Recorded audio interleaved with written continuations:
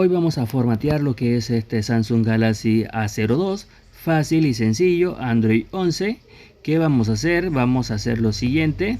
Para poder, no vamos a utilizar la PC, vamos a llamada de emergencia y vamos a presionar lo que es el botón de encendido y botón de volumen abajo. Nos vamos a llamada de emergencia, presionamos los dos botones, tocamos lo que es la pantalla para ver cuando el dispositivo se reinicie.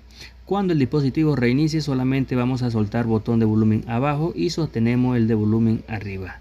Contamos 5 segundos y ya podemos soltar el botón de encendido para poder entrar lo que es al modo recovery. Soltamos y así de fácil entramos al modo recovery. Ahora nos vamos donde dice WP Data Factory Reset. Con encendido seleccionamos, bajamos y con encendido volvemos a seleccionar.